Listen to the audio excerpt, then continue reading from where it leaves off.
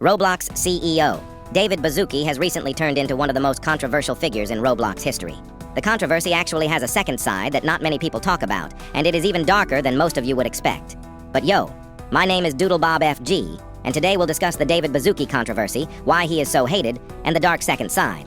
However, in order to fully understand what caused David Baszucki to be in such a controversial position, we need to first comprehend what happened to Roblox last year.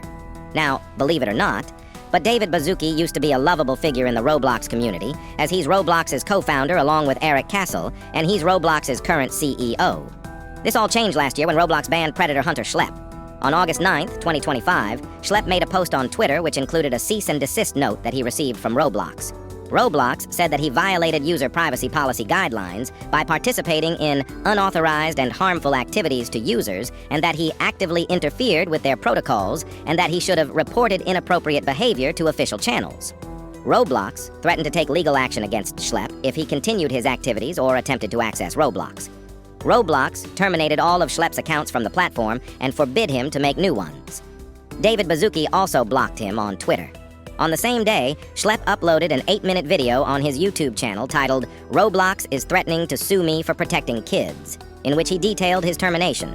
This video isn't going to be your typical video. This video is actually a call for help, and I need everybody to share this video. The Roblox Corporation has sent a cease and desist letter to me, a 22-year-old, versus a multi-billion-dollar company, threats of litigation, because I catch predators on their platform. Within the last year, me and my team have gotten 6 predators arrested within the Roblox community. Almost all of them have admitted to doing this before to other Roblox users. Every account that I've owned on Roblox since I was 8 years old has been terminated. Accounts that we were actively talking to predators on have now been banned off of Roblox. What Roblox did could potentially stop some predators from facing real-life consequences. Not to mention that Roblox has made a very firm stance that I can no longer access the Roblox platform anymore, which I want to make clear at the start of this video. I will not be accessing Roblox in any capacity at this point further unless Roblox says otherwise. In the video, Schlep also revealed that he was groomed in his youth on Roblox by a popular developer. Out of respect for Schlep, I won't go too far into the details. He also said that he and his team were thanked by police for catching predators on Roblox. Schlep added that he was disappointed with the termination of his accounts, and that it was the first time he was directly contacted by Roblox. Schlep called the claims in the cease and desist letter laughably hilarious. He added that he will not be accessing Roblox ever again unless allowed by the platform, and that he will continue his operations against predators on his website. In my opinion, this is of course utter bullshit, as Schlep was the one catching the predators and getting them arrested while Roblox didn't do shit. I'm pretty sure everyone else in the Roblox community can agree with me on this, as the situation quickly gained traction, with the Roblox community voicing significant backlash to Schlep's ban and accusing Roblox of not caring about child safety. Shortly after, the hashtag #FreeSchlep became popular on social media for several weeks. Other Roblox YouTubers showed great support for Schlep. YouTubers like Think Noodles quit making Roblox content, while other YouTubers like Creekcraft denounced Roblox's actions as backwards and hypocritical. Ruben Sim, a YouTuber who was previously sued by Roblox, also showed his support. Some Roblox third-party developers intended to change icons and thumbnails of their games to read "Free Schlep."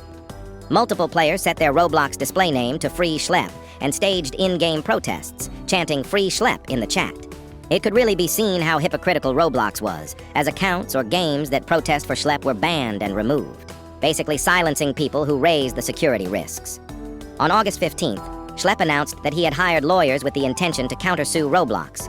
One of the lawyers stated that Roblox's decision to ban Schlep suggests their carelessness about child safety and the suppression of criticism. He also stated that inappropriate games on Roblox have existed for almost 20 years, and that Roblox did nothing about them and used them to make profit. Law by Mike, a lawyer and YouTuber with over 17 million subscribers, announced his partnership with the legal team representing Schlep on September 1st to sue Roblox in his video titled "We're Suing Roblox." Roblox is one of the most popular gaming platforms in the world. The developers of that game are now facing mounting criticism over child safety concerns. Games like this are not helping. The Roblox Corporation has sent a cease and desist letter to me. Instead of stopping the predators, Roblox stops the people stopping the predators. They are the problem. People everywhere are furious with Roblox, and now they're getting sued. The platform promised to be safe, but the reality is very different. So today, I'm breaking down the entire case, even meeting with some of the biggest YouTubers. And then, on behalf of everyone, I'm helping to sue Roblox. Schlep confirmed his legal team's partnership with Law by Mike, adding that he has not filed a lawsuit due to being focused on raising awareness about the dangers of Roblox. In the following months, Roblox got sued many more times. Roblox even got banned in several countries, like Egypt, and the Netherlands has recently opened up an investigation that could get Roblox banned in whole Europe. On September 9th, David Baszucki stated he plans to add new child safety measures and contacted Schlep for feedback, saying he would love his help in maintaining the platform's security. Schlep called Baszucki's comments a PR stunt. His legal team warned Roblox that this statement is inappropriate because of it, ignoring Schlep's past attempts to communicate with its employees. On November 8th, Schlep uploaded a 37-minute video titled "Roblox Contacted Me," in which he claimed Roblox's head of security, Matt Kaufman, contacted him and offered to discuss the ban and ways that can keep him active in the Roblox community. And it's also worth considering the person who wrote this email wasn't just Roblox, it was Matt Kaufman. Matt Kaufman was just comparing me to actual predators. But in this, he insinuates bringing me back onto the platform. That's how disingenuous all of this reads. But none of this at all compares to the biggest red flag in all of this.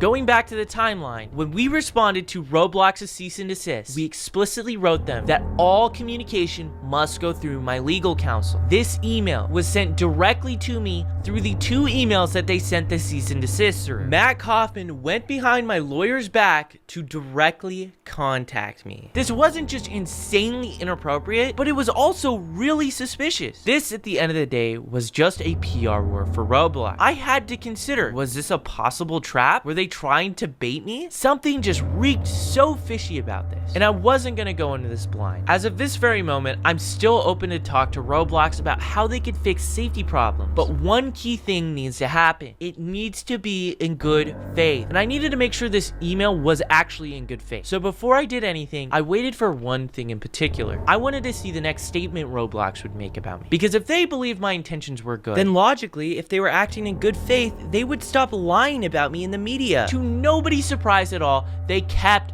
going. Their smear campaign continued despite Matt Kaufman's email to me. That's when it clicked. This email didn't come from a place of sincerity. It came from fear. In just a week, Roblox was set to host their biggest yearly event, their equivalent of an Apple keynote. This moment defines their public image for the next year. Schlep described the outreach as a self-serving PR move that came only after public backlash. He also said his legal team sent Roblox a letter calling the outreach improper, but saying they are open to dialogue, though Roblox never replied to this. On November 21st, David Baszucki became an even more controversial figure after an interview from the New York Times went public, titled "We Asked Roblox's CEO About Child Safety, It Got Tense," where he made this statement. David Baszucki, welcome to Hard Fork. It is great to be here. Thank you. You have joined us today to talk about this new age gating policy that Roblox is rolling out to protect kids. And I think we should start by just talking about the scope of the problem here. What has led you to this point, and how do you think of the problem of predators on Roblox? We think of it not necessarily just as a problem, but an opportunity as well. And with that statement, it was over for him. That statement largely put David Baszucki in the position he is in today. It wasn't just that line, though, as throughout the interview, Baszucki kept reacting arrogantly when he was asked questions about safety on Roblox. Yeah, I mean, I don't know. When I read these lawsuits and these investigations into the company, it does not seem like predators are having that hard of a time getting around your filters. Like, you read the allegations, and it's, people kind of, change a few keywords, a few letters here.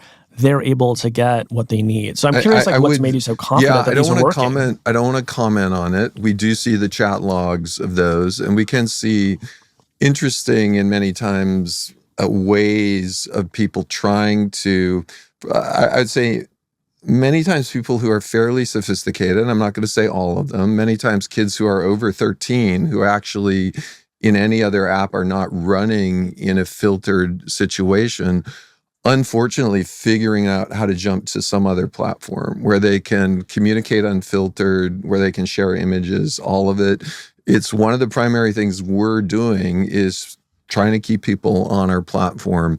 It's an interesting industry situation. I would say we're not waiting for the rest of the industry. We're like we're always trying to stay ahead of it. We, on the California age appropriate design code, for example, we're already doing all of that stuff on, and the same thing with age estimation. We're not doing this because of any laws that are coming. We think it's the right thing to do. Last year, activist fund and short seller Hindenburg Research came out with a report arguing, among other things, that Roblox was, quote, compromising child safety in order to report growth to investors.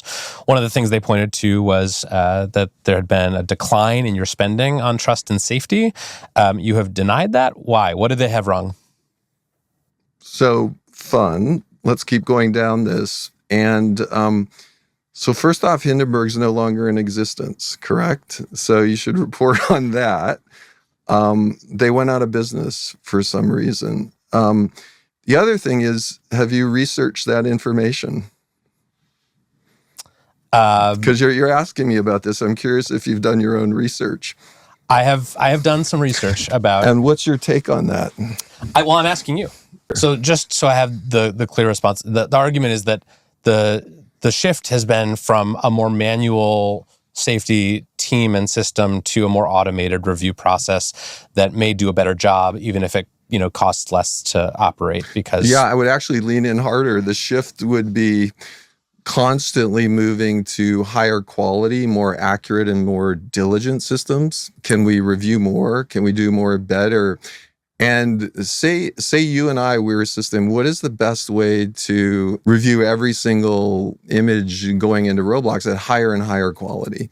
And say we figured out the best way to do that is to do it with better and better AI models. Would you pick that? Yeah. Good. So you're aligning with what we did. High five. But I've also been covering social networks. Thank you for supporting. Thank you for supporting our Roblox decision matrix. I also remember 15 years ago. I'm so glad you guys are aligned with the way we won Roblox. Right. I also remember 15 years ago when Mark Zuckerberg was saying, "Is this a stealth interview where actually you love everything we're doing and you're here to stealthily support it?" We were told you wanted to come in and talk about your new age gating technology, so we thought we'd get into it. Let me just finish this. I totally buy what you're saying about using the best technology on the market to keep people safe. And I want to highlight, I came here because I love your podcast and came to talk about everything. So if our PR people said, let's talk about age gating for an hour, I'm up for it. But I love your I thought I came here to talk about everything. I mean, look, I can tell you're getting a little bit frustrated here. I'm actually not frustrated. I'm so excited to talk. I thought we were going to be talking about funny things in the industry and all of that. So I'm not frustrated. I'm just kind of figuring out how much fun time I have with you guys and how much fun time we have versus kind of this super focus. Got it. But I'm happy to talk about whatever you guys want. Not to mention, he actually thought adding a prediction market was a good idea. Oh, wow. I thought we were going to talk about Polymarket and dropping things into Roblox earnings calls. Wait, where are you on Polymarket?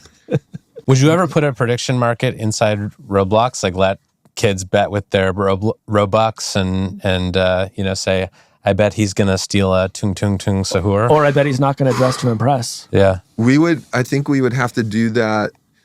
Once again, I'll share some of the complexity. Yeah. Every single country in the world has different legislation around loot boxes and kid gambling. Mm-hmm. And so we would have to be, it sounds very fun and obvious. I love that. Oh, to be clear, I think this is a horrible idea. I was just interested if you were thinking about it. Well, I actually think it's a brilliant idea if it can be done in an educational way that's legal. And so I imagine a no free Robux, no free prizes, just a game called the Dress to Impress Predictor, where it's not like trying to get kids money or anything like that. I would be a big fan of it. Interesting. Yeah, start them young. That's what I always say. When it comes to gambling, when I was in, you're never too young. That interview basically destroyed David Baszucki's entire reputation overnight. Though the controversy wouldn't reach its boiling point until the age verification update went global on January 7th, 2026. And the community would absolutely explode when Roblox announced that they would remove classic faces, and a now debunked rumor started that Roblox might remove R6 avatars. In case you don't know what R6 avatars are, these are simply the avatars Roblox is known for. Roblox was planning to replace both the classic faces and the R6 avatars with more realistic ones, and the community did not accept that. Now, we're back at the present, and this is where we get to the dark second side. This is where things take a whole different turn, and the hate would get so extreme to the point that it's frightening. People are now actually sending death threats to David Baszucki, curse him, and make absolutely horrifying games about him. Some people even go as far as trying to hunt him down and dox him. David Baszucki definitely is a terrible CEO, but I feel like even he didn't deserve this. I actually feel bad for him since his life may be at serious risk. While most of these death threats come from kids and they don't really have to be taken seriously, the doxing definitely isn't done by some kids, and the people that do could do some serious terrible things to David Baszucki. I understand that we're all frustrated with David Baszucki, but cursing, doxing, or sending dead threats to someone over a game is just a new low and goes way too far. I just want to make it 100% clear that I definitely don't support this or encourage anyone to participate in this. David Baszucki may be a terrible CEO and made a lot of terrible statements, but even he doesn't deserve this. If you guys enjoyed this video and want to stay updated on the David Baszucki situation, be sure to leave a like, subscribe to the channel with all notifications turned on, and comment down below your thoughts on this entire situation. Thank you all so much for watching, and see you guys in the next video.